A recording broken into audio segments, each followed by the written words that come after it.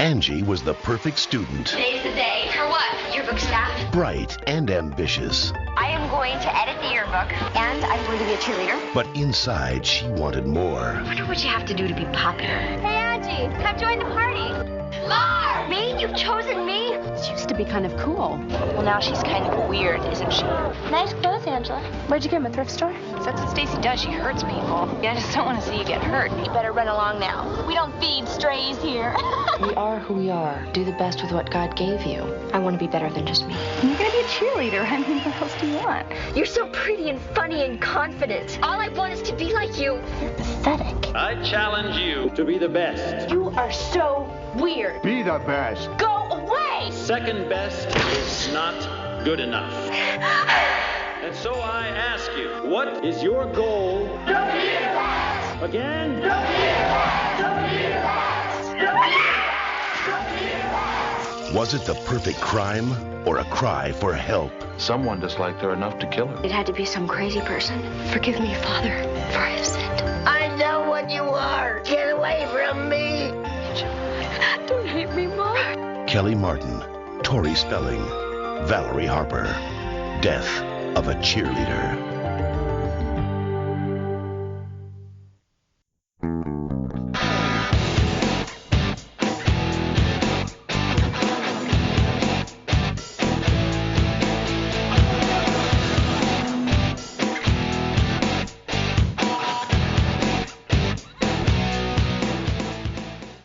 Welcome to They Call Us a Movie, testing the strength of friendships one terrible movie at a time. Subscribe to the podcast on iTunes and other podcast services by searching They Called Us a Movie. We are part of the Main Namey Network, and to find more from us, check out the website at themainnamey.com or on Twitter, Facebook, and Instagram at The Main Namey. We're also now a proud member of Geek Vibes Nation. You can find them at gvnation.com. Welcome back to They Called Us a Movie. This is Anthony Del Vecchio, and with me as always is Dan Aquino and Mark Meyer. Say hello, gentlemen. Hey, everybody. Hey, no bit this week. I had a hell of a weekend, as you guys know. But it did lead me to have a lot of conversation with my sister, which leads to some good questions I like to throw out.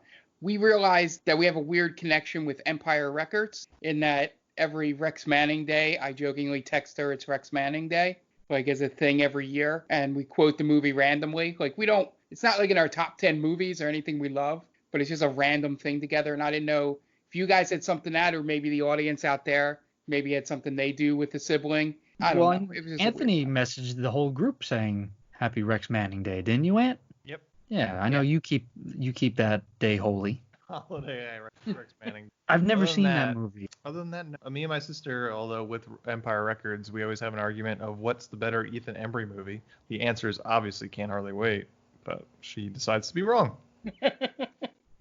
In terms of our audience, Mark, I'm not sure if you know, this is not a live show, so we can't ask the audience for this. So, No. But if you're listening and you want to answer that question, go right ahead on Twitter, Facebook, or Instagram at The Main Namey. Before we get into this week's movie, we always do, at least during this unprecedented time, go into what we've been watching. So what have you guys been watching, Dan? I watched over the weekend, I had some on-demand movies. I watched Annabelle Comes Home, and I think that's like the 10th installment in the Conjuring universe. And I watched The Good Boys, or I think it's just Good Boys. I had heard a lot of good things about that movie. And did you see that movie? Yeah, that's okay. Good. That's fun. Oh, I hated it. Why'd you hate it? I hated the kids. The grown-ups are hilarious movie. All of the grown-ups are great. I know his name because I said it as soon as he showed up. The tall, lanky white guy, the British guy. Stephen Merchant. I was dying at his character. The nerdy grown-up who still lives in his parents' basement, who's buying a Magic the Gathering card off of a 10-year-old or like a 12-year-old. And he was my favorite part of the movie. But the kids, I couldn't get over them. They just constantly screamed, and it got grating after a while. But overall, it was a pretty good movie. Annabelle Comes Home was not a very good movie. I've enjoyed the other Annabelle movies, but it's definitely run its course at this point. And I think they have a sequel planned for Annabelle, because this one did pretty well at the box office, I think. So if I remember hearing correctly. But that's it. Just Saturday night. Didn't want to go to bed. I was up till like 3:30 in the morning and put those bad boys on. Okay. Interesting. Mark? Nothing out of the ordinary from, I'm watching The Last Dance. That thing's amazing. They have Gary Payton on there, and he explains how he shut down Jordan in the 3 games that he actually covered him. And Jordan laughed at it and was like, oh, I didn't have any issues. And then the stats tell a completely different story. But it was just funny seeing him laugh at that and going, just the ego that he's manifested that I never got stopped. What are you So that thing was fun. And the only other thing I got, if you listen to Game Vault Pod, I got down a wormhole from Tom pointing out guys that show you how to build computers on Twitter. Not Twitter, on YouTube. And I went down a hole of watching that stuff. So that was part of my weekend, of having that on in the background. I wish I watched more movies for you guys to do this part of the podcast, but I just don't find the time. Gotcha. Yeah, I haven't really watched much. I mean, more than Mark, so that's a little bit more. Again, going through Friday the 13th series. Actually, I haven't posted my article yet, so I'm probably just going to wait till Friday to post the one that I watched last week. So just kind of keep it on Fridays. I think I watched the 6th one recently. That's the one that's got to go up. Watched that. Still, all of a sudden, I find myself in a Marvel rabbit hole. So I watched Winter Soldier and Guardians of the Galaxy. And I literally just finished Guardians of the Galaxy 10 minutes before we connected. So I'm doing that for some reason. And me and the wife, we watched the 2nd season of Dead to Me on Netflix. Oh, yeah. Very good show. Christine Applegate, my first crush ever. So I got to support her, everything she does. But we watched the first season to kind of refresh our memories, and then we watched the 2nd season in a matter of 2 days. It's really quick. It's 10 episodes per season and 30 minutes each, so it's like they fly by.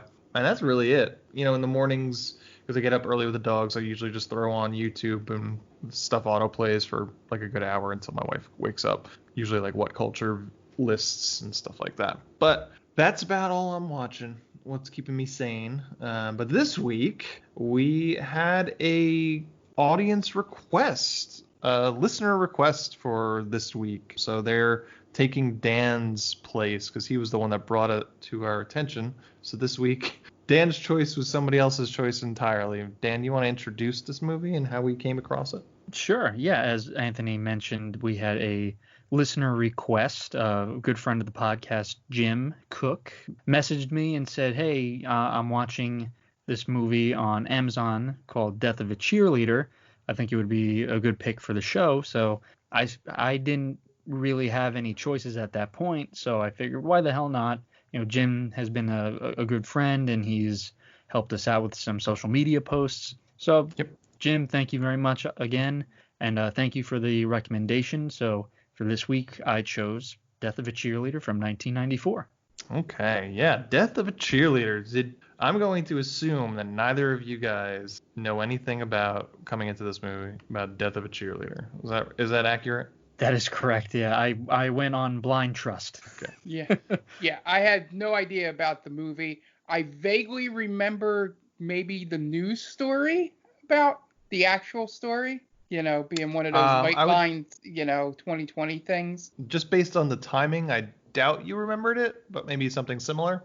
Okay. So yes, this week, Death of a Cheerleader from 1994 was originally titled A Friend to Die For on its first run, and then it subsequently made its way to Lifetime, and they changed the name to Death of a Cheerleader. So we're calling it Death of a Cheerleader because that it's lived longer as Death of a Cheerleader, and also they just remade it in 2019 on Lifetime as Death of a Cheerleader. So we're calling it Death of a Cheerleader.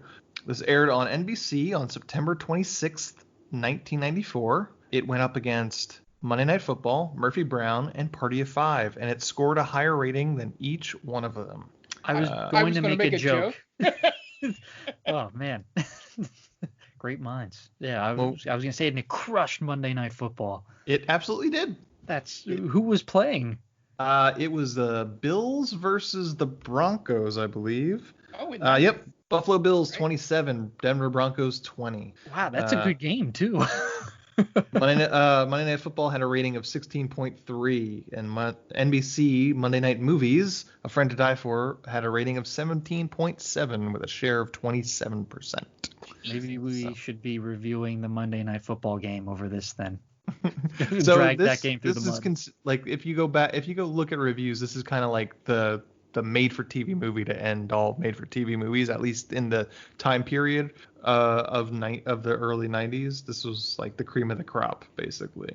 But I mean, I don't know if anybody's really like, this is a great movie, but you know, what was back you're then. saying this set the standard? This is like for this, TV movies. from what this sets the standard for Lifetime movies. Really, is kind of what people were saying. Is like it would go on to kind of be the benchmark, more or less. This was directed by William A. Graham, predominantly TV director, spanning 1958 to 2002, including episodes of Dr. Kildare, The Fugitive, Batman, and a few episodes of The X-Files. A bunch of TV movies sprinkled in here and there, including Return to the Blue Lagoon. And this was based on a true story surrounding the death of 15-year-old Kirsten Costas, who was stabbed to death by Bernadette Prodi on June 23rd, 1984. This has an IMDb score of 6. I definitely did not see that on the news. Yes. This has an IMDb score of 6.2 and no critics Rotten Tomatoes score, but a 52% on audience. This stars Tori Spelling, who got $100,000 for her role, Kelly Martin, James Avery, Valerie Harper, Marley Shelton, Eugene Roach, Terry O'Quinn, Krista Miller, Catherine Morris, Margaret Langrick. Gentlemen, what did you think of this movie? It's a downer. It's a big downer. I was trying to take notes about, picking apart points of this movie, and I felt so sad watching it after a certain point, because I could kind of see myself in the main character's shoes a little bit. Not wanting to, I don't want to give it away, but I wasn't totally like her, obviously, but I was like, man, I remember when I used to get picked on mercilessly. That wasn't very fun. So, yeah, this movie, I mean, it's not a very good movie, but god damn it, it's very depressing. This is the most depressing movie we've reviewed. Sure. Yeah. Mark? Yeah, so initially I spent most of the first part of this movie just going, oh crap, they're in it, and then just being on IMDb because of, like Dan said, how depressing it gets throughout it. But my initial thoughts were it felt very much what I always imagined those made-for-TV movies being before Lifetime and Hallmark just basically took them over with their own genre of that type. Very low quality, but trying to say something. I check the clock a lot, and that's usually a sign to me of that I am very bored with this movie. And at multiple times, I was like, oh, crap. It's an hour and 10 minutes left in this movie? You made it 20 minutes before you checked the clock. Yes. This is a short movie. It's like 91 minutes. Yeah, that was my point of showing you how early I checked them. Yeah, I think it was more fun for me outside of the storyline was just to sort of see all these actors that I've seen in other things. A lot of them probably some of their first roles on a big stage like this. It was interesting in that fact, but not interesting in terms of an actual movie. Sure. Yeah, there's some weird things to poke at. It's not a good. I didn't enjoy this movie whatsoever, but it is what it is. It's exactly. It takes there's too much time after she kills her left in the movie when it happens. That happens in like the 45-minute mark, and there's just way too much time after that of just Kelly Martin looking off and just getting more and more depressed and just cracking upset. under the pressure. Yeah. I've spent a lot of this movie just thinking to myself, when is Uncle Phil gonna show up? Yes. Yeah, I'm thinking like, who is he? Is he a teacher? Is he a coach or something? What's going on? Where is he? And then he only shows up, like Mark said, he's only in it for 3 minutes tops. Yeah, he's in 2 scenes maximum. Yeah. And he's the third build. Yeah. Right. Well, this goes back to what Anthony said last week, right? With it was last week with Tiny Lister. Yep. So. Yeah, I mean, James Avery did have a very popular television show on the same channel during that time. So, keeping the butts in the seats or keeping the butts on that same channel, I guess is the reason why you put James Avery in there. But it's gonna be a tough one to go through. I think. Not that we don't appreciate the suggestion, Jim, as Dan mentioned, he's been helping us out, providing some social media content for us. But it was a weird one. I wonder how the remake plays it out too. I wonder if it plays it as straight as this one does. as the Lifetime has become more and more sensational over the past 25, almost 30 years, maybe it's a little sillier. But Jim, if Dan hasn't given you the message, if you're looking, because I know you said that he was looking for a horror, he thought it was going to be a horror movie, and he was sorely disappointed. So I'm suggesting to Jim, if he has Netflix and he's looking for a Lifetime movie sort of horror, to watch My Teacher, My Obsession. It is the best movie on Netflix, bar none. I might check that out. Yeah. That sounds like it's pretty good. I think because you messaged us about it too. Yeah. So that would be a good movie to check out. Mm-hmm. But yeah, anyway, this is going to be a weird one. We're going to get through it. There's plenty of stuff to poke at, including a weird treat to, a snack to eat while driving. Well, it was funny while I was watching this. Jen was telling me, "How are you going to make fun of this movie? It's messages about anti-bullying." It's like, yeah, we're going to cyberbully a movie about anti-bullying. Yeah, I was like, that's a good point. I don't know how I'm going to make fun of this movie, but there's a few good scenes where you could really point out certain parts for sure. It is the oddest. Now, would it be considered a MacGuffin, Ant? Or what am I thinking of? That no. The only reason that scene exists is it's Chekhov's gun. Chekhov's gun. That's Chekhov's gun. Yeah, it's not a MacGuffin. Yeah. But yeah. It is the weirdest Chekhov's gun that I've seen in a movie in a long time. It's the reason why that is there. Do you think that's the reasoning because it might have happened that way in real life? Like, it has to be so weird because they could have just been like, they could have thought of any reason. Yeah. Like, her dad's working on that car. Maybe she winds up killing her with something in his tool bag that's still in the back seat or something like that. Bludgeons her to death with the tire iron. Or just like, an X-Acto knife or something like that. Right. But no, they decided to go with a kitchen knife that is there because her sister decides to eat vegetables as a snack as she's driving and cuts them up. Well, movies obviously take liberties with movies that are, or with stories that are supposed to be real life events. But that's a weird thing to take a liberty with. Right. I'm saying it's such an oddball thing that it has to be from like the court reports. Yeah, like straight 100%. From. Like, that was the reason, that was her explanation for why she had a knife or why it wasn't predetermined. Yeah, and I'm sure the sister feels pretty terrible about it if that's true. Like, I knew I shouldn't have been doing that in the car. My mom always told me not to do that. But it's there for days. Yeah, that's I think we can all admit that our cars are not, shining temples, and they're not super clean. But I don't think I've ever kept a kitchen knife in any of my vehicles. And I've never kept a kitchen knife inside of a Tupperware full of vegetables. No. And then just left. Like, I didn't bring the vegetables with me. Just like, oh, no, it'll be there tomorrow when I have another snack in the car.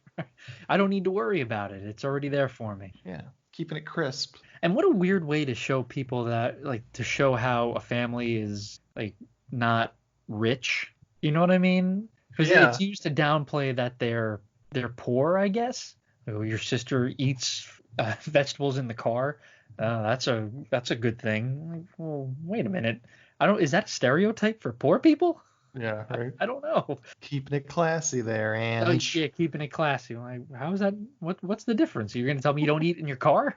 Everyone does it. I mean, the way she does it is very bizarre. Yeah, it's a little oddball, but to each their own. Yeah, this one's a weird one. So stick with it. Strap in. Everybody listening to this. But we'll get through it. Do you guys want to get into the plot? Yeah. Yeah, let's do it. All right, before we do, Dan, what you got for us? So, as I've been doing for the past few weeks, I like to give a shout out to our friend Tia from Geek Vibes Nation and her podcast, The Top 10 with Tia. It's a weekly podcast where Tia and her crew tackle a number of entertaining topics, like the top 10 movies of the year or the top 10 worst on-screen couples. This podcast has it all, so don't miss out. All right, and we're going to take a step back to listen to some friends of the podcast, and we will be right back. Hey, this is Ken M. Padawan J. Coach Duffy. From the Ocho Duro Parlay Hour podcast. Every week, the ODPH is talking sports, movies, TV, comics, and more. It's always a parlay of topics on each episode. You can find the ODPH on Apple Podcasts, Google Podcasts, iHeartRadio, Spotify, Stitcher, Podbean, and wherever you find great podcasts, such as the one you're listening to right now. Don't forget to check out OchoDuroParlayHour.com, where you can find the links to all of the ODPH social media accounts, links to the bands whose music you hear each week on the show, hashtag 607 podcast info, and parlay points, our companion blog section of the show. Thanks for listening to the ODPH. Now get back to your regularly scheduled podcast. Welcome, travelers. Seems like you're looking for a story. Well, I got one for you. It involves adventure, friendship, and all sorts of... Earl, why don't you tell him about that time I stole that big-ass melon? Yeah, I was going for more... Or you could tell him about the time I kicked her ass, Earl. I wouldn't ever tell them. Do I need to get my ref gear on? Okay, everyone, shut up. Now come with me as I tell you a story from afar. Hey everybody, my name's David. I'm the DM for From Afar Podcast. From Afar Podcast is all about four friends separated by distance but brought together by adventure. Hope you all stop by and give us a listen. Thanks.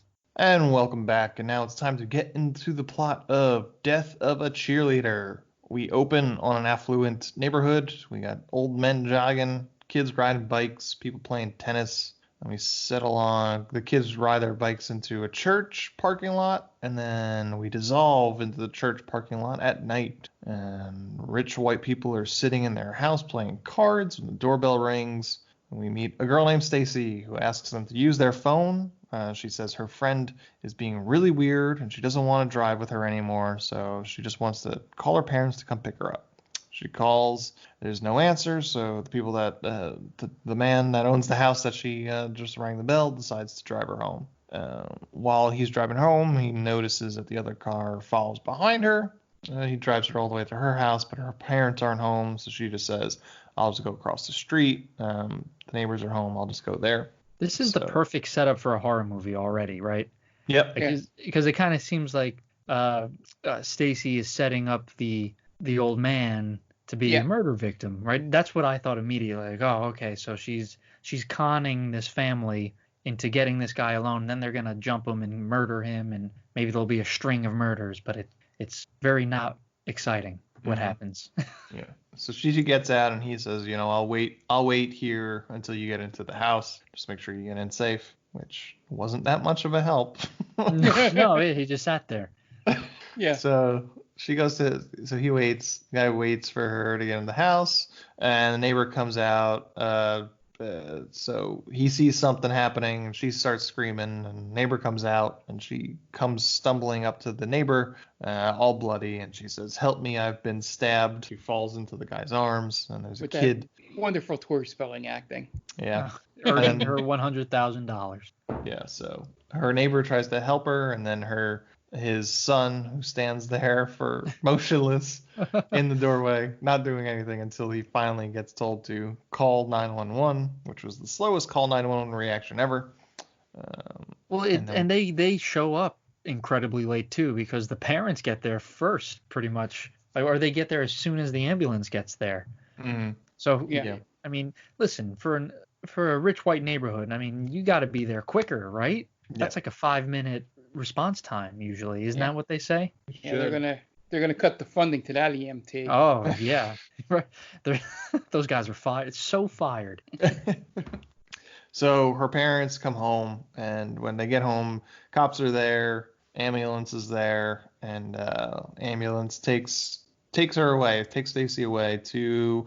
We cut to the hospital, and the the doctors are working on her, but she eventually dies on the table. I love the one doctor who's working on her, and when she just dies, he just kind of shakes his head a little bit on his way. There's no remorse whatsoever. Like, no, we lost her, and just kind of shakes his head and walks away. I mean, I don't know. Obviously, I'm not a doctor, but I would think that they would show a little bit of remorse, don't you think? Some emotion would be there. Like, we lost Tori Spelling. Oh, well. Unless if that guy everybody dies on the table with him. He's just like, oh, fuck, not again. Right. We really need to stop using you. One of these times I'll get it right. Yeah. Next one, I promise. Next one. I mean, now we're not going to see her in Scary Movie 2. Oh, what a loss.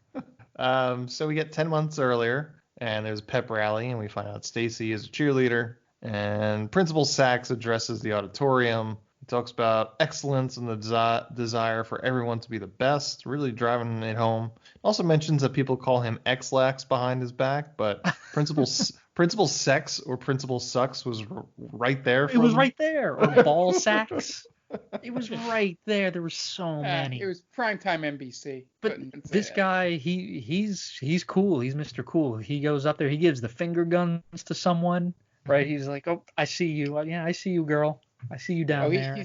He's definitely fucking one of the larks. And again, I thought that was another place this movie was gonna go, where Stacy was banging the principal. Well, yeah, there is one scene where like she exits the scene because he calls her into his office. Yes. And then nothing happens. It's just like it's just to get her out of the scene, basically. And he even brings it up. He's like, "You're just the girl we need to represent the school." So it's not right there. Yeah, he's like mildly sexually harassing her. Yeah. It's like ever so subtle of the things he's saying. Like it's not super like, man, that guy is obviously fucking 16-year-olds, but it's he probably wouldn't say no. But it was the 80s. Here's the thing. I mean, Stacy, she's not putting up any walls exactly. You know what I mean? She wants to be excellent no matter what. And that's why I was thinking that this movie was kind of gonna go that route, where she's defending her relationship with the principal. Right. But I didn't know what to expect from this movie. Obviously, it was called Death of a Cheerleader, but I thought there was going to be so many twists and turns. Like she's banging the principal, and she's super popular, and I just didn't know exactly where it wanted to go. Right. At the pep rally, we also meet Angela, played by Kelly Martin, who seems to really take the principal's speech to heart, which is weird because no student ever listens to the principal. Nope. Yeah, this was when I was taking my test to become a teacher. I immediately thought to myself, I would love to teach at this school because all the kids are like super psyched to be there. Yeah. They're chanting the school motto. No one's making fun of anyone just yet, at least. But yeah, everyone seems super psyched. So I was like, oh, this would have been a pretty good school to be a part of. Yeah. And then let's see. After the pep rally, Angela and Jill talk. Jill's her best friend. Angela talks about all the things that she's going to do. She wants to be editor of the yearbook. She wants to be a cheerleader. She wants to be a lark. A lark is some sort of sorority, very cliquey, sort of an outreach program for the youth center or something like that. That's another place I thought I was going to do. We have to save the youth center by dancing. Right. Yeah. Some guy would come over to some guy would come in, try to take over the youth center, turn it into a mall or something like that, right? Yeah. That would be a good angle. And the cheerleader sacrificed herself to. Well, it's a dance off, yeah. Like if we could raise this amount of money, then we save the youth center. Oh, yeah, we have to rally the community together. We can do it. And then Alan Thicke comes in and somehow cheats them out of their money. It's too late. You lost, girls. Take a hike. Alan. He's got that deep bravado voice. Yeah. Just being super smug and condescending. Your youth center's in the middle, in the way of my mall. This is prime real estate, ladies. And then he sends his son to hit on the head cheerleader or the head lark. There we go. Right? So then, like, oh, guys, Mr. Bald, whoever, I can't think of a last name to make this bit funny. Mr. Alan Thicke is not such a bad guy after all. Are we just doing the goods, but in this movie? I forgot. Oh, yeah, Alan probably. Thicke is in the goods. Probably. Listen, Ed Helms' character is not that bad of a guy. We should hear him out a little bit. Okay. So then Angela and Jill have lunch on the quad, and Angela and Jill talk and see Jamie, who's sitting with Stacy and her other friends. Jamie and Angela are friends in middle school or at another high school or something like that. And Jamie sees Angela and she waves her over, and Angela sits with her and Stacy and all her friends While she's there, Stacy talks shit about Monica, who is a goth girl, but also might be 30. She stayed back a few times. Sadly, Catherine Morris looks perpetually 30. Yeah. Oh, man, we're going to get a very nicely worded tweet from her now. So Stacy and Monica share some choice words as Monica walks by. Stacy says, what, did you lose your broom? And she says, I don't need a broom to fly away from you, bitch. Monica has the better comebacks here, for sure. She shits all over Stacy. Yeah, and even if it's not a better comeback, she's like coming from the heart too. Oh yeah. It's like, I will fucking cut you. Yeah, she seems like she wouldn't want to be messed with. Like you would make fun of her for a little bit, and then she would show she's deadly serious. Like, she just, maybe I should back away a little bit. She just starts just carving like "fuck you" in her arm. And just staring at you while she does it. Like, okay, freak. It's like, all right, maybe I better back off making fun of Monica. Right. See, now there's a problem with this movie already, because you can kind of tell, like, all right, well, obviously we know so-and-so is going to be killed here. And they're going to try to make it look as if Monica did it. Mm-hmm. And this movie does not do that. That's a huge problem, because you set up half the movie showing Stacy just going in on Monica, and it never comes back around, really. Right. This movie's not interested in creating a mystery. Which is a problem. It could have been... It really set itself up that way. Right.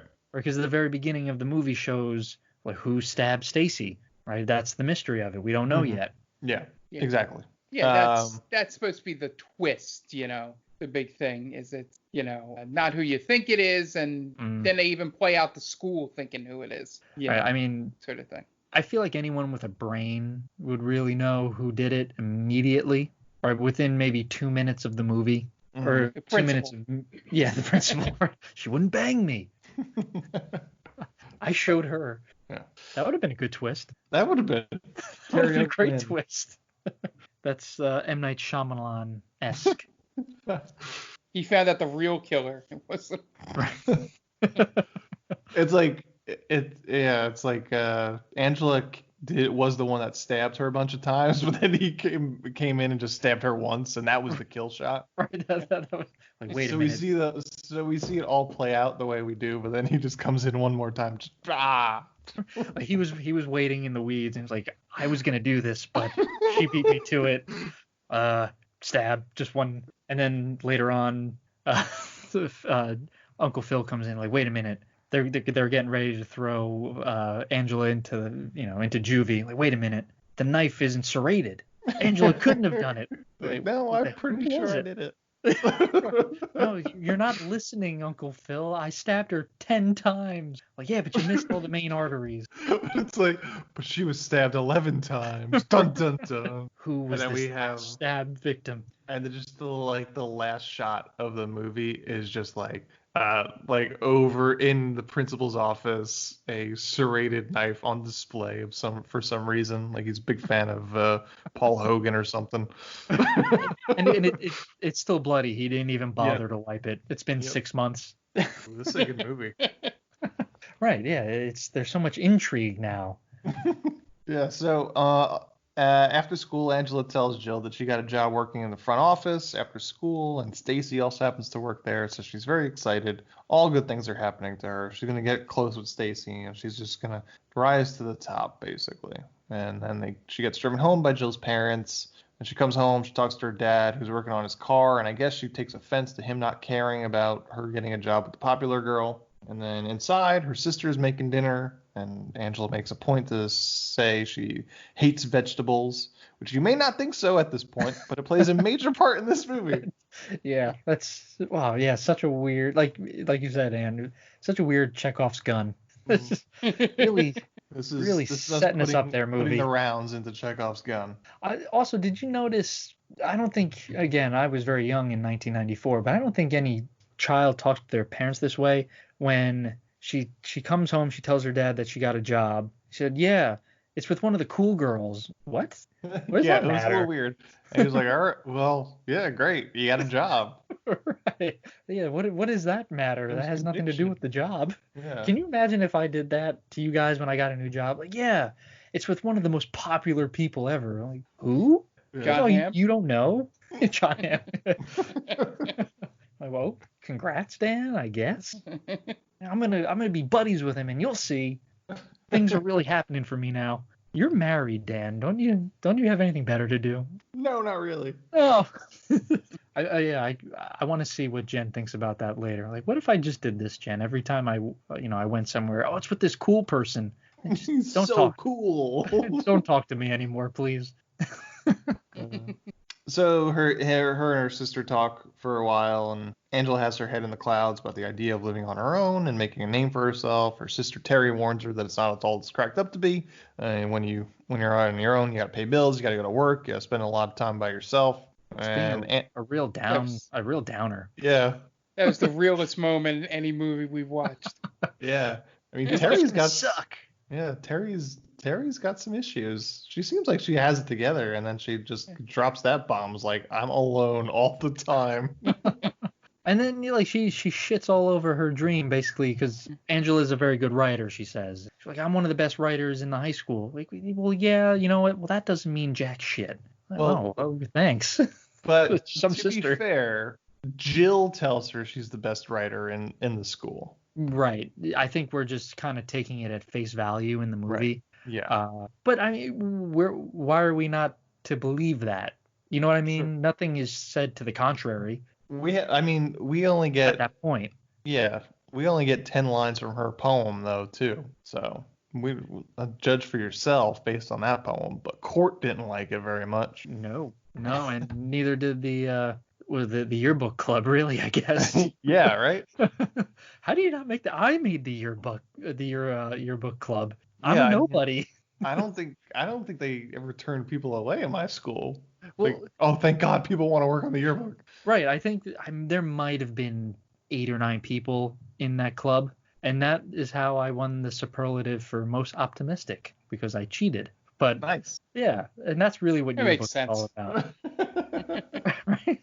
I didn't know what optimistic was at that point. I'm like, yeah, that sounds right. No one's voting for it, so I'll just put my name in there. There you go. Right. I mean, if anybody knows Dan, that's the furthest thing. Maybe that's why she wanted to get into the yearbook club. Maybe she just wanted to give her most popular. Yeah, I'm the most popular. The hell with Stacy. Like, no, not really. Maybe it was a big thing in the 80s. Like yearbook club was like the second best club at the school or something. It was right behind chess club. Yeah. All the cool people were there.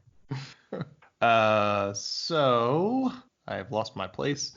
So the next scene is at the attendance office while Stacy is talking to her boyfriend Court while Angela is working, and Court skipped school yesterday and needs an excuse. So Stacy peer pressures Angela into writing an excuse for him, and Stacy also throws more shade at the goth girl Monica. And then Mr. Sachs comes in and makes some minor inappropriate comments at Stacy. And then Jamie comes in. It's all just this whole scene is just people walking in.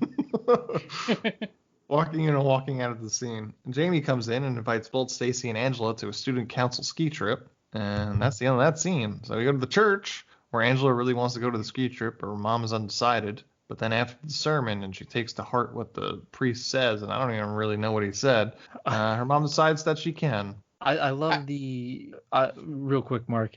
Yeah. I love that the priest is talking about how the mother comes out and she's saying like, oh, that was a lovely sermon, and the priest says, oh, I think a lot of the younger listeners probably thought it was a bit stuffy. Yeah, man, no shit.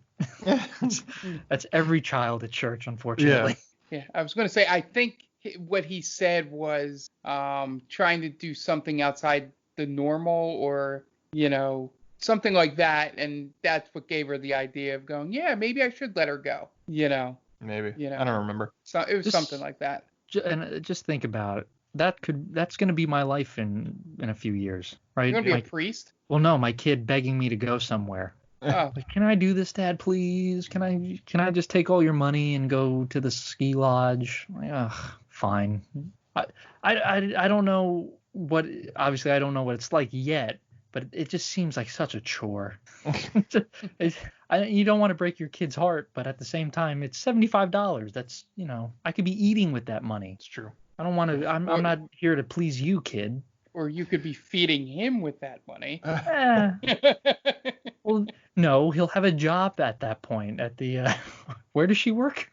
Holy shit. The attendance office. The attendance office. She can feed herself. Yeah. So Angela tries to get Jill to go with her, but Jill has absolutely no interest, which I don't blame Jill. It costs too much money and needs boots and a bunch of other things. So montage of part-time jobs. We get a montage of Angela babysitting, washing cars, all that kind of good stuff. Then they go to the mall to find some ski equipment, but it's still too expensive. So she gets hand-me-down clothes and she hates the way she looks. But Jill says she looks just fine because everyone needs a Jill in their life. Yep. Yeah, talking her up. That's what you do need, man. Like talking you up, but also keeping you down to earth, kind of thing. Yeah. She's her biggest fan. Yeah, it's awesome. That's the one moral of this story that I've learned. It's like, don't shoot for the stars like that. You got perfectly good friend right there. And were you more of a Jill or were you a Stacy in high school? Was I a Jill or a Stacy? I was obviously a Stacy. I think popular. You would be a Stacy. But So you're the fucking Stacy of popular. our group for sure. Yeah. Right. You guys are always You guys are always vying for my approval. That's why I always invite you to parties, Aunt. I'm gonna be friends with Aunt finally. I'm gonna go force him to be my friend. It'll happen one day, Dan. One day. One day.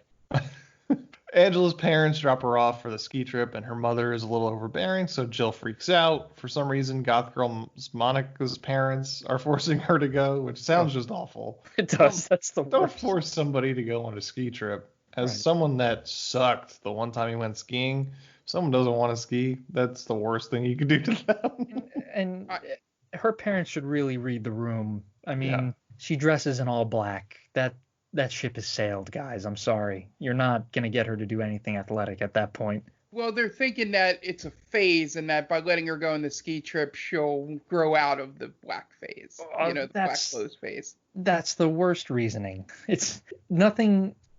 When I was in high school, you go through phases, but forcing your kid to do something like that, and that might be the worst thing to try to get your kid out of a phase because you're going to suck at it immediately. No one's ever good skiing their first time. Yeah, so, I don't know if the skiing was really their thing. It was like, no, these are the friends. These are the kids you hung out with. Remember when you dressed normal? Just go hang out with them again. Just Maybe be you'll dress normal. Yeah. No, I don't know, man. That's just if you're going on a camping trip, I think that makes more sense, right? Skiing just seems like the worst. Exactly. There's nothing fun about it. No. To me, you're cold. Right, and you can't drink at that point legally. Yeah, you already don't want to be there. Right, you're stuck in the cabin all day, and you're sober, and you're cold. So that's the worst. Those three things are just a shit show of terrible. Yes. So at the bunks at night, Stacy decides to sneak into Monica's things, and she reads her diary aloud to everyone, where they mention how much she hates Stacy, and that she's probably a virgin. On top of her saying that her parents are forcing her to do this to try and be normal, basically. Monica comes in and gets pissed and mentions how she'd like to kill Stacy.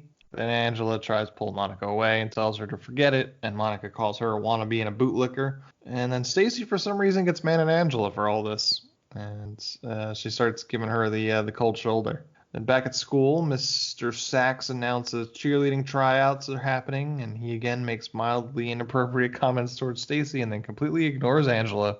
She's like, I'm going out for cheerleading too, Mr. Sachs. Like, oh, well, good for you. I'll be in my office. Which flies directly in the face of what he said at the beginning of the school year, right? We want everyone to be excellent. Well, I'm going to try to be excellent. Well, you're not really pretty enough, but good for you. Good try, kiddo. Like, are you sure about that? Yeah, it's he's such a hypocrite. I put a high percentage chance that the principal doesn't even know her name. Yeah, that's a good point. He probably calls her like April or something like that. Yeah, great, go Amanda. April. Hey, secretary, can you grab me the homely one out there? Yeah. The frumpy mousy girl. Wears a lot of hand-me-down clothes. Oh. Not the hot. So Stacy's the hot one, the other one. Right. Yeah. What if he just reverts to calling her you? Hey, you.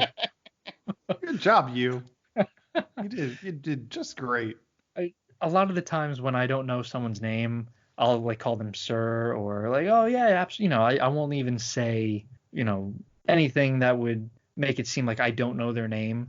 Mm. So I wonder if he just does that. Like, oh, I have those reports for you, Mr. Sachs. Oh, good job, you, and way to go. And just like totally avoids the name. Probably. Yeah. That's smart. That's how he became principal. That's true. By great social tricks like that. Social life hacks. I just gave it away too. Now it's up for grabs. Life hack. When you don't know someone's name, you refer to them as you or buddy, guy, right. pal. Or just say, hey there. Oh, there he is. Just say that. My man.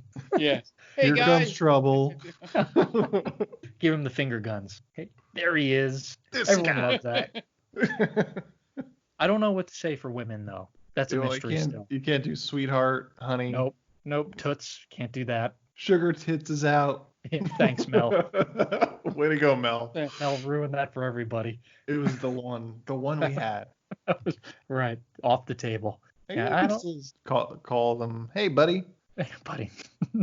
Right, because you're being gender neutral at that point, right? You're being inclusive. Like your buddy could be anybody. Yeah, who knows? I don't know where the stance is on what gender buddy is. I feel like it leans male, but really it's not. But then there is a whole gender neutral version of folks. So. Or what about friend? Hey, friend. Hey, friend. Right. Yeah, that's a good one. Maybe you're not really her friend. She's just like, hold it there. Yeah. Well, you're extending the olive branch of friendship. But buddy seems like patronizing. Like, hey, buddy. It's like pal. Yeah. Yeah. It's hey, like pal. You should be rubbing their head like a child. Like, hey, buddy. That's what I usually say to my dog. So yeah, maybe I shouldn't call someone buddy. That's true. Hey, I call my dog Bud. Hey, Bud. So women, we don't know what to call you. Sorry. Just say hey. Yeah. Hey. That's even worse. Now it seems like you're gonna like hurt them if they don't respond to you. Hey. Hey.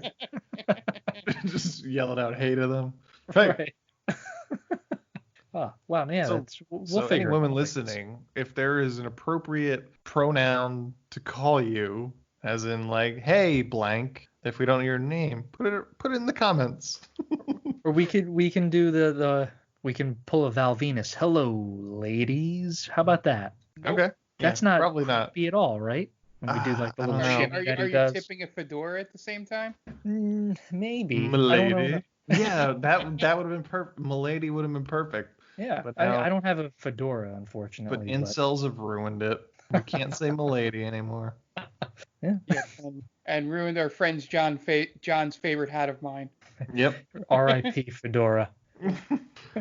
So then Angela has dinner with Jamie's family, and she. This movie, right? Yeah. We got to get through it. We're in too deep now.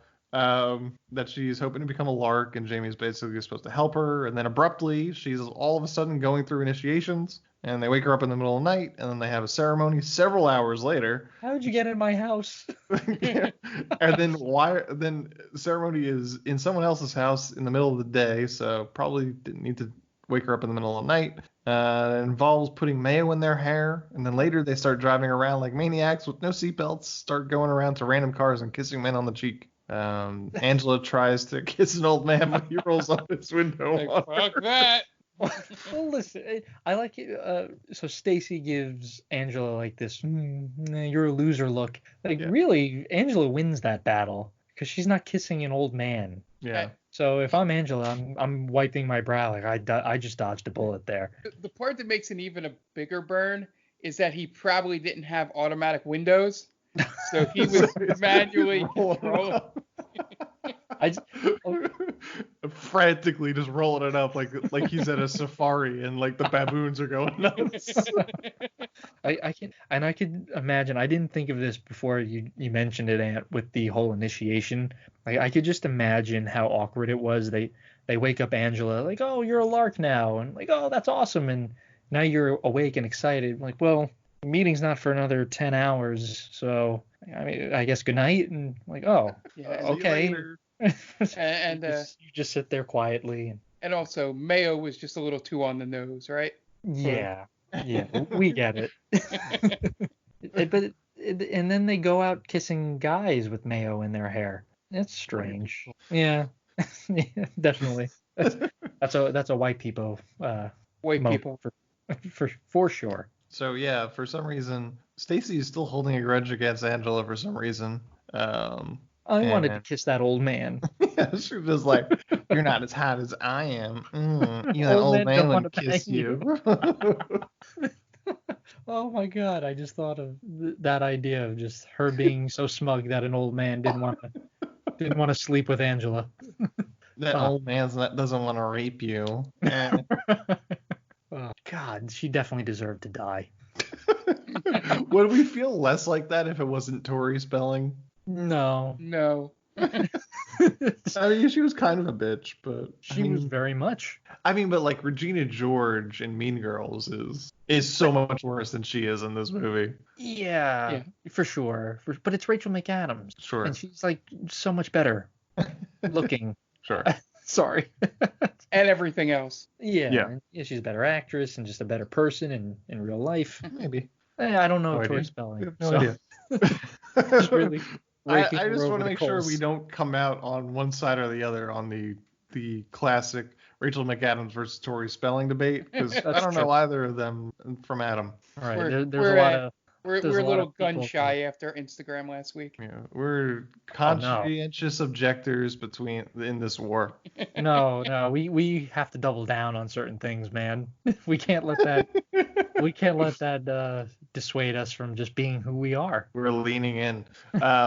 So in Angela's bedroom after that whole kissing initiation thing, she kind of stares out the window and her sister Terry comes in and congratulates her about getting to the Larks, and Angela just talks about her desire to be someone else, Stacy specifically, and demands herself to be perfect. In poetry class, Angela is reading her poem, and Court laughs at her, and then that makes Stacy laugh. So her teacher makes him read his poem, and then Court reads a poem about beavers eating wood, so he gets sent to the principal's office. And Stacy reads a short poem about Monica, who then threatens to kill her again.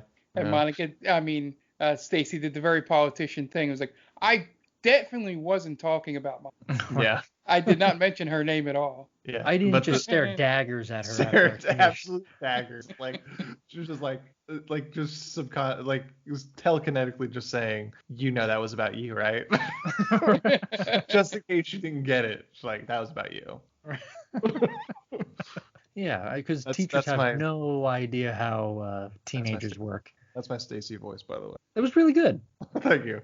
Yeah. That was about you. Oh my God. And you pulled the look off great. The listener obviously can't see it, but the way Aunt just kind of stared off made it. I mean, I felt like you were talking to me, and like I was like, oh shit, I feel like I was there. Nice shoes, Dan. Oh my God. Like we're gonna get a pair. Did you get those at the thrift store? And now I feel really bad. Thanks, Aunt. You're welcome. Oh my God. I had to babysit a lot of hours to get these shoes, all right, bud? I'm sorry they weren't just handed to me. Did you not see the montage? So cheerleading tryouts, and Angela is without a doubt terrible, and it's like a very simple cheer. And then Stacy comes along, and she's fine, I suppose. She gets it right, but she doesn't blow Angela out of the water. No, she's going through the motions too. She's like boom, boom. This is what I'm saying. Oh my God. And then Angela gets excited about yearbook staff being announced, but she doesn't get that either. Oh, the best part of that is everyone is surrounding, like all the students are surrounding the board to see if their names were there. It was like checking to see their grades to see if they passed. Yeah. No one does that. No one does that. Not for yearbook. Everybody like pretends they're not part of yearbook and they just meet silently. Right. And who posted? Yeah. In the library when everyone else is out of the building. It's like, all right, now we could go. Now we know we could do yearbook stuff. So we're gonna shit kicked out of us for being in yearbook. Like, damn, where are you headed? Oh, definitely not yearbook club. I'm gonna go do hard drugs. Oh, okay, thank God. Just I got detention again. Right. You have like a secret door. Right, we have to wait for Dan to show up before we can begin your book club. You weren't followed, were you? No. Thank God. But she doesn't get it, so she goes.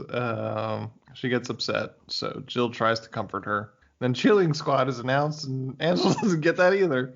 And they do it in the whole auditorium. Yeah, that was weird. That was like he gives so like only 4 girls are selected for cheerleading because I guess everybody that's not a sophomore is already on the team. So they announce all 4 girls, and he tells them all to come up, and they give them flowers. They get bouquets. Oh my God. Yeah, my favorite part is they left no suspense for Angela. Nope. They announced the 3 girls that are not Stacy. Yeah. First. Right. Yeah. Obviously, if you want to do that, you put Stacy first. Right. Yeah. I wonder who the 4th one is. Right. How great of a twist would it have been if it was like Jill or Monica? That would have been hilarious, and Monica just gets up there giving everyone the finger. Yeah. So let's bring it on. Right. Suck my dick, bitches. And she's doing like the whole like licking, she makes the vagina, like, I can't think of how I want to say it. The V. The V, yeah. The V, and she's doing the tongue through the V. Yeah. Oh my word. So Angela doesn't get cheerleading either, and she cries in the bathroom. Jill tries to comfort her again, but she has to leave. So Angela walks home by herself until her sister rolls up with her Nova. And she's eating cucumbers. She's eating cucumbers in the car as a snack. Ladies and gentlemen. How is she cutting up those cucumbers? She's cutting them up like an old man that has some advice is cutting up an apple on his porch. Storms are coming. My knee's been acting up. Cucumber. Yeah, and she shoves the knife in her face too when Angela gets in. But the sheer what the fuckness about I've just got this Tupperware full of vegetables that I have to cut up in when I stop at traffic lights so I can have a snack. Why couldn't it have been a carrot or an apple? Why couldn't she have cut them at home? Right. She's always on the go. There's a thing called meal prep. Look it up, Krista Miller. You got to do it in the Stacy voice. Oh my God. Have you ever heard of meal prep? Oh my God. Oh man, so weird. This is a truly bizarre moment that just has to be pulled from the actual case. Yeah. It has to be. It's such a detail that they made sure that they put in that. Down to it being a cucumber. Can't be an accident. I wonder if it was on the polygraph test. Does your sister eat cucumbers in the car with a kitchen knife? No. Oh my God, it's spiked. The needle just jumped. Now, if you'll excuse me, I have a hot date tonight. A date. With a guy. Watching TV alone. Yeah. All right. I'm going to go home by myself and ogle the girls' Victoria's Secret catalog. Sears catalog. Ding. Can I go home now? There's our one. Yeah, that one was a tough one. We did it. And then Terry's just like, well, what's wrong? And Angela's like, oh, I'm just mourning the end of my life. Well, I'm real emo. And so Jill and Angela get drunk on whiskey in Jill's bedroom. See, so much fun. Jill is the best friend. Yeah. Oh, yeah. It would have been great if it turned out Jill wasn't real. Like Jill is like a figment of her imagination, keeping her sane. That'd be fantastic. But we stand Jill on this podcast. Yes. Hashtag we stand Jill. Yeah, perfect. She's great. I don't know, like she looked familiar to me. But there was nothing I've ever seen her in. But she invites Angela to a party to get over the fact that she didn't make cheerleading. But Angela decides that this is the perfect opportunity to invite Stacy to the party and make her her friend, which is a very normal thing to think. Yeah, and Jill We've all done wasn't that. there. She drank a little too much. Yeah. To stop this plan. Well, so doesn't Angela tells Jill this, correct? Mm-hmm. But Jill falls asleep. But Jill would still remember that, like, oh yeah, Angela mentioned that she was going to invite Stacy to the party. Or maybe she was too blackout drunk to remember, I guess. Probably, possibly. So Angela goes to a payphone and calls Stacy's mom. Stacy's mom. And tells her that someone is throwing a dinner for the new Larks and that she should be ready to Saturday night to get picked up. She doesn't leave her name or anything like that. I love that that's not the mom's first question. Who is this? Like, what That's is your her name? last question, and she hangs up on her. Yeah. Who may I say is Click? So Angela tells her mom that she's going to babysit, so her mom drops her off, and then somehow Angela convinces her mom to leave her the car and walk home the rest of the way, which is like 4 blocks in the middle of the night. What a weird suggestion too. Yeah. Mom, why don't you walk home and let me take the car? Well, couldn't you just drop me off at home and then take the car? Wouldn't that make more sense? Or just take the car? Yeah, like I would have been like, well, why did I fucking come? So she pretends to go into this one house. So she takes the car once her mom leaves and then drives to Stacy's house. Stacy comes out and disappointed that she sees Angela behind the wheel. And Angela says that she said that they were going to a dinner, but she only said that so her mom would let her go. And the truth is they're going to a party. And Stacy begrudgingly goes. As she gets in, the older crowd. Yeah, the older crowd. As she gets in, she notices kind of the array of stuff that are in the car, including the knife and vegetables are still in the car. And Stacy points that out, rightfully so. Yes. Yeah. Like, what the fuck is this in your center console? And Angela's excuse is the best. My sister likes to make sandwiches. Or like a snack. I think she says a snack. Oh, I thought you said sandwiches. Why not just say, oh, my sister left it in here by accident? Yeah. Just for once in your life, Angela, think. Fucking Angela. So Stacy tells Angela to pull over in the church parking lot because she wants to smoke some grass, she says. Cause I rolled so hard at that line. It's just a little grass. Grass? What is it, 1967? Well, that's the standards and practices let us get away with. Yeah, that is true. Yeah, I hurt myself when how hard I rolled at that line. Oh god, grass. Stacy asks more about the party, and Angela says, well, I wasn't really invited, but Jill was, and she said it's fine. So Stacy freaks out about the idea that she would go to a party with a party crasher, which obviously her priorities are in check. So she's like, I'm totally getting out of here. You're not gonna embarrass me. And then Angela gets really clingy, and then she says that she admires Stacy because she's so popular and so pretty, and she just wants to be like her. Which I would fucking hightail it out of there too. Yeah, at that point, that's a huge red flag. I've seen single way female. Yeah. I just want to be you, basically. And she's like, oh my God, I'm so out of here. Oh my God. I've never done that, guys, to anybody. I promise. I swear. So then we see the scenes that we saw at the beginning of the movie, but from Angela's perspective. We see Stacy going in the first person's house, Angela following behind the guy's car, and we get some great slow pull zooms into her face while she's thinking in her head all the mean things that Stacy's going to say about her at school, and then her getting to the door of her neighbors, and then the stabbing, and we get a nice Wilhelm scream in that sequence. Then Angela goes home and washes the knife off and then just stares at herself in the mirror. When she's washing the knife off, I thought she was gonna chop her fingers off. I got so nervous. I was like, oh my God, she's gonna slice her finger. It looks so unprofessional. Yeah, I mean, she's cleaning it very quickly.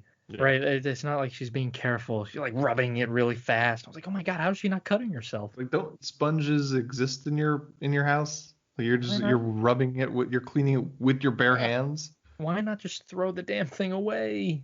Throw it away. Oh man, these cucumbers taste a little metallic today. Very irony.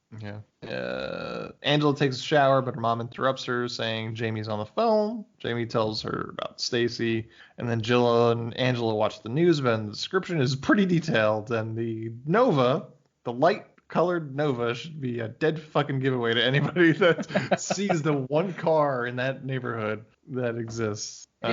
If I remember correctly, the man who drives Stacy home really doesn't get a good look at anything.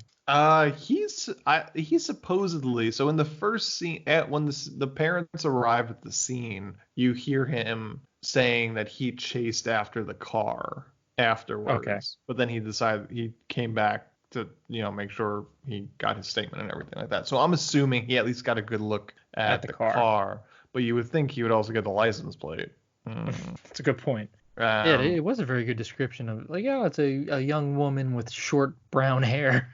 Like, oh man, they got it down pretty close. So you guys got the license plate. Wait, what? The what? But the light colored Nova should be the dead giveaway.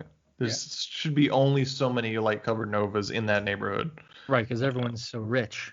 Yeah, should be all driving Beamers. There's a funeral, but then nothing really happens in the funeral scene. Angela speaks with an investigator. She lies about a babysitting gig and said that it was probably someone that Stacy put down. Stacy's parents go on the news and talk about the fact that they believe Stacy's killer was a student. And then her dad has a weird moment where he mentions that it could have been someone who was anti-establishment because Stacy represented the establishment. I guess we're supposed to think that this is just everyone pointing their finger at Monica, I suppose. Yeah. But it's just weird. It's like, sir, this is a Wendy's.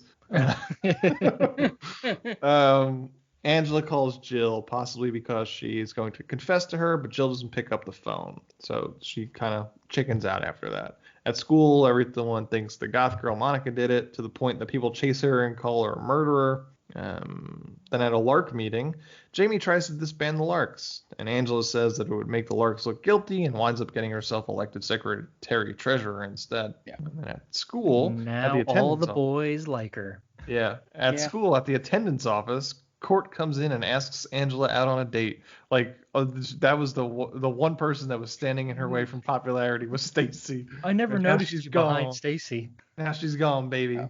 It's my time to shine. I thought that was a different guy, but I wasn't really paying attention, to be honest. I thought it was Court. I mean, a dude in a Letterman's jacket could have been another guy for all I know. Yeah, but I thought it was very nondescript. The guy wasn't the point. It was just. Yeah. But it's weird how now. So Stacy's dead, and all of a sudden she's popular. Like, oh, you have a different aura around you, like a very. Yeah. You have like a killer aura around you, Angela. What's bad? Like weight has been lifted off your shoulders. Yeah. Right. Yeah. I was just waiting for her to end up on the cheerleading squad. Right. All of a sudden she gets her groove. And everybody loves her poems. They just give standing ovations. Right. That would have been pretty great. Like, listen, I have this huge guilt on my chest, but I am just fucking awesome at everything I do now. So I really have to keep this in check. I must kill again to continue the streak. Right. She needs blood to appease the god. And that's why Kelly Martin hasn't aged much. That's true. Someone check all the unsolved murderers. Kelly Martin was there. Kelly Martin is just feasting on drifters to keep herself youthful. Whatever works. Every unsolved murder in New York, Aunt. You go, girl. So Court comes in and asks Angela out on a date, and the very next scene she's wearing his Letterman's jacket as a girl with a drug problem basically tells her she's a big old phony. And working as a candy striper, Angela freaks out an old lady by her mere presence. Yeah. I know who you are. That was a little surreal. Yeah. It's like, oh man, I've been there. I've seen that. It's not fun. Yeah. And Angela gets confirmed, and then she goes to confession. Doesn't confirmation happen in 7th grade, Mark? Yes, a lot sooner than. Yeah. But I don't know what. Fucking bullshit. Different sect of Catholicism. Sure hope someone got fired for that blunder. Yeah. Bam, we are on a roll tonight. So she goes to confession, and she says she has a confession, and then we don't see her confess. Back at school, it sounds like the FBI has now gotten involved and plans to interview all the LARKs. Monica has now dropped out because of the harassment. The lockers, someone has painted killer on Monica's locker. That is the neatest graffiti on a locker I've ever seen. Yeah, so Jamie says that Monica had an alibi, and there's no way she could have done it. She also says that she's never really liked Stacy. Just Jamie just dragging the dead girl. Yeah. I wish everyone would have came forward and said that. Well, yeah, she was kind of a bitch. I never really liked her. I also think it's funny how the school hasn't gotten rid of the graffiti of killer on Monica's old locker. Like, yeah, this has been here for months. They just refuse to. The principal just wants it there as a reminder. Like, Monica, she did it. She had to have done it. She killed my lover. I mean, she didn't strive for excellence. Right. If she was excellent, she would have figured it out. So Angela gets interviewed by the FBI, and finally James Avery shows up. He plays an FBI agent, and he says that her alibi doesn't work out and that she failed the polygraph test. She says she lied about babysitting because she took the car because she wanted to see an R-rated movie. And then Uncle Phil reads off a psychologist's profile of the potential killer, and it points directly to Angela. And at this point, Angela is basically suspect number one, and the FBI is very sure of it, but needs a confession. I've seen enough Criminal Minds to know that profile was done while they were on an airplane over to LA. I was yelling at the screen. It doesn't matter if you failed the polygraph test. Those things don't hold up in court, Angela. You can still fight this. Yeah, she should have lawyered the fuck up. Right. Yeah, at that point, you just go, I want a lawyer. Yeah. I do love James Avery as one of my favorite line deliverers in this is when she tells the story about the movie. He goes, "Oh well, that solves the polygraph." Like, sort of. Wraps it up in a neat little package. Bam, another one. Yep, there we go. Then Angela. So Angela's she's starting to break down at this point. She's towards the confession at this point, and she catches and her parents talking about her. They think she's unhappy because they don't have a lot of money, and they say that, well, maybe this Christmas party is going to make her cheer up. So they have a Christmas party. Everyone seems to be really happy except for Angela. And after she seems to want to confess to her parents, but she chickens out. Her mom kind of is like, I'm tired. Can we talk about this a little bit later? And then she winds up passing out and all that kind of stuff. So instead, she writes a letter and gives it to her mom as she leaves for school. Before she reads Angela's note, though, her mom has to read the Bible. And they also have a painting of the Pope in their house, in case you didn't know that they were Italians. We didn't even mention that this movie has a special connection to one of our members here. We have gotten, this episode is about an hour in, probably even more. An hour and 21 minutes we've been recording. And we never mentioned Angela's last name is Del Vecchio, and it's really weird to hear it just because it's not a very common name to hear. But yeah, that was it. But I automatically link you with a murderer. Yeah, this is my sister's story. It's all about my sister and how she eluded justice. So now you just gave her away, dude. God damn it, Aunt. And it's time I see the name Angela, I just think of Who's the Boss, and I just read it in Tony Danza's voice. Angela. That's another famous Del Vecchio, right? Angela Del Vecchio was also a character in Backyard Baseball. Oh, I did not know that. Yeah, as was Tony Del Vecchio. Oh, T. They were brothers. They were brother and sister. Everyone knows your dad was one of the best in Backyard Baseball. I mean, he's no Pablo Sanchez, but yeah. He's up there, man. Don't write him off. He had a good arm. He did. Tony Del Vecchio. He had instincts, all right? You can't teach that stuff. The intangibles of the game, baby. Yeah. So yeah, the mom, Mrs. Del Vecchio, reads the note finally after her little Bible time, and it's a confession. She's basically, I'm going to turn myself in. I hope you guys still love me. I would like you to come with me to confess. So she waits after school, and her mom shows up, and Angela finally breaks down. And then rumors start to move around the school that it was Angela, and Jill gets upset at the other Larks, and then she's just like, you didn't even know her at all, and she storms off. At church, the priest takes the entire community to task over their values and says everyone's striving for the best. Maybe this girl kind of finally snapped over that. And Jamie, were you going to say something, Mark? I was going to say they missed the ultimate thing that a priest in that situation would have said, striving for the best, when she should have only been striving for Jesus.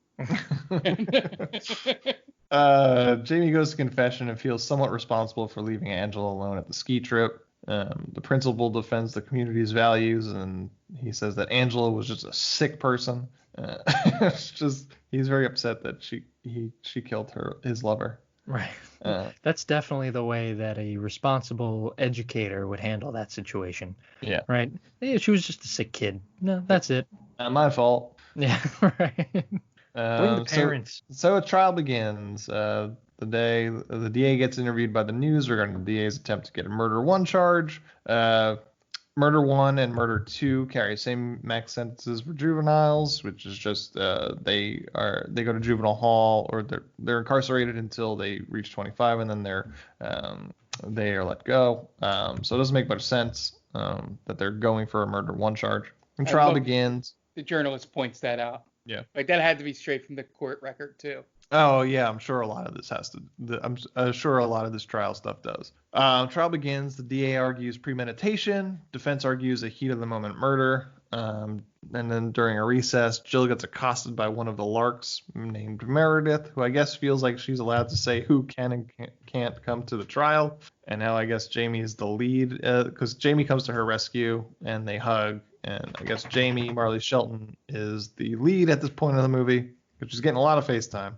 Then they play Angela's confession to the court, and then the defense's closing arguments clearly state they feel that the trial did not solve a damn thing. And the DA has his little spiel, and the judge, he says his little thing, which was basically says that this was a complete waste of time and no one benefited from the entire trial based on the fact that Murder 1 or 2 carries the same exact sentence. The defense attorney has the biggest burn ever in this movie. When he's giving his final statement, he's saying, there's a lot of pressure on Angela, to be perfect, to be beautiful, to be successful. She was none of those things. Like, oh, damn, dude. Just slam down the book and go, boom, roast it. And then sit down. You didn't have to do her like that, dog. Yeah. It's like, I'm paying you. Right. You're supposed to be on my side, man. Oh, paying me? I'm a public defender. True. Taxes. Boom. It would have been so much better if, like, while he's saying that, he's just staring at her, just like daggers, like menacingly, and just driving it home. They wanted her to be perfect, beautiful, successful. Like, God, oh my God, please don't hurt me. And then he does his Stacy voice. I was talking about you. Did you know that? Right. The judge has to kind of intervene. Like, oh, okay, maybe take a recess. Stop badgering your client. Right. I've told you about this before, sir. So then the trial's over, and then we get the same scenes that played in the beginning, just the nice community, kids on bikes, guy jogging, blah blah blah. And then Jamie writes a letter to Angela, kind of telling her, hopefully we can all move on from this and grow from it, I guess. And then it fades out, and that's the movie. It was a weird one to cover. One final block of text where it just says the real Angela Del Vecchio was released when she turned the age of 25 on parole. Oh, she was only there for 7 years. She didn't even get the maximum. I don't think she got the maximum penalty. I don't know. Which isn't too bad if you think about it. 25, you're still at your peak, right? Yeah. You can assume a different life if you're her. She's fine. No worries. Murder a few more people. It's plenty of time. So the key is to murder somebody before you turn 18. Right. I guess the always is they could try you as an adult. Right. That's true. I mean, but it has to be not premeditated. Then you're in the clear. Yeah. Mm-hmm. I wonder if this case was one of the things that changed the law because it happened to a pretty white girl. Possibly. But at the same time, Angela kind of, she gets educated on taxpayers' dime, right? I mean, she could probably earn her degree in prison. She's fine. She'll be fine. And then she and then she opens a bookstore in a small town and starts solving crimes. There you go. It's the classic tale, really. Yeah, it wasn't great. And it was a weird one to cover, but we got some laughs out of it. Here's a good one. Marry, fuck, kill. Oh, Jesus. Okay. We're going to say Stacy. We're going to say Angela. And we're going to say Jill only because Wendy Peppercorn is too easy. Because you lock down Marley Shelton. You marry her and you have 9 kids and you own Vincent's drugstore. So that doesn't count, yeah. Okay. So Stacy's gonna meet the same end as she did in this movie. Okay. All right, probably in the same exact manner. I'm gonna wait for her in the in my car. So three people waiting in the bushes. Right. Angela, Principal, Sax, and Dan. Yeah. So which one of us gets the last stab? I don't know. You'll have to tune in to find out. So yeah, Stacy dies. I marry Jill just so she can, talk me up as like every day before I go to work. Like, give him hell, Dan. Thank you, honey. I will, just for you. And like no matter what, I'm rocking a Daredevil t-shirt right now. Like, you look great in that Daredevil t-shirt, Dan. Thanks, Jill. But I don't know if I want to bang Angela. She seems so psychotic. Right. She might get really clingy. Yeah. She'd probably kill you. It could also be really good. No, she's also crazy. She's religious. You're not getting anything good out of a.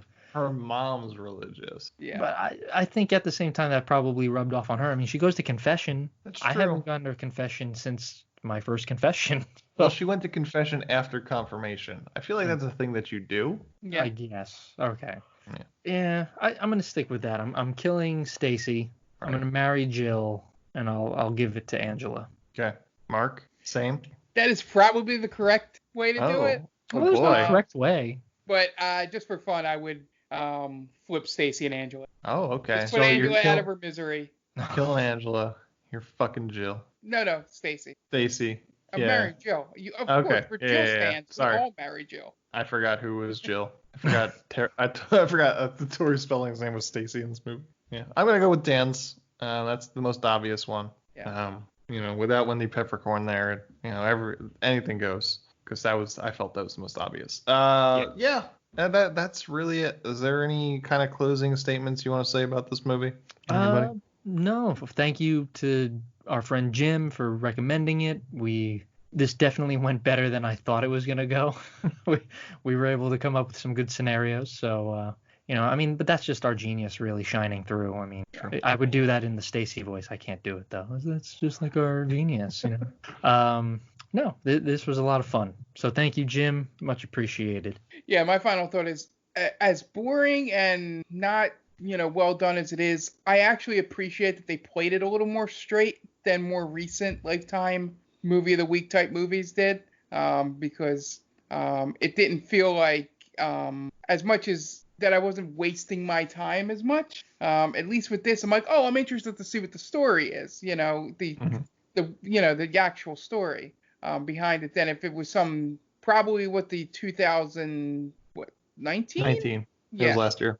Yeah. Version of this is probably one I would have turned off immediately unless we were watching it for this podcast. But yeah, playing it a little bit straight despite bad acting. I'll give it some credit there. But yeah, it should only be a movie that should be watched it felt like a movie that would have been part of when I did a media studies class at Penn State, where it was like you saw the best thing from each type of thing that was on television. Like we watched, Bonanza and, all that stuff like through the years. This would have been like, this is made for TV movie. This is the pinnacle of that. This was the most famous one. Yeah, that's the only time this movie should be seen is in an educational sense. Okay. Okay.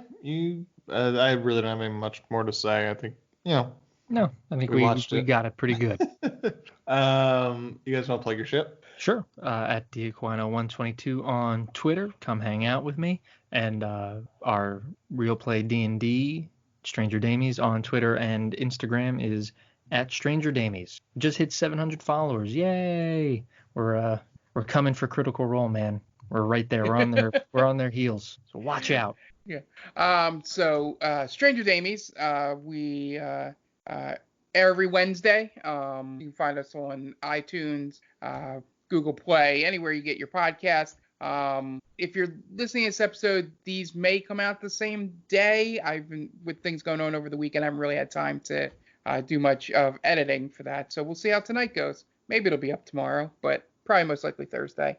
But be sure to check it out. And then you can get, just like Dan said, at Stranger Damies. If you have any constructive criticism or anything, as we're getting into the meat of the mid-level story here, the 12 through 15 levels. So I'm looking forward to how you guys play out the story.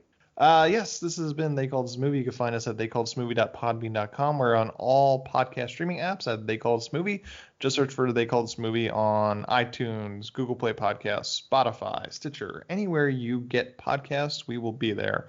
We are themaindaming.com. That's the main website, and you can find us on all social media at the Main Damie. We post mostly on Twitter. That's the best place to get in contact with us. But if you have a suggestion for a movie we want to do, if you want to tell us how we're doing, tell us we suck, reach out to us, themaindamie@gmail.com, or Twitter is probably the second best place to do that. We're also a proud member of Geek Vibes Nation. You can find them at gbnation.com and on all podcast streaming apps at Geek Vibes Nation. Just look for Geek Vibes Nation. They'll pop right up. It's us. It's a bunch of other great shows. Tia's Top 10s that Dan had mentioned earlier.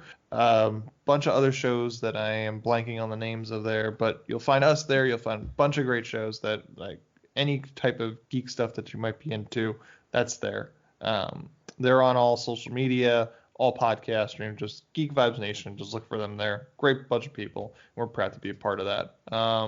And that's going to wrap it up.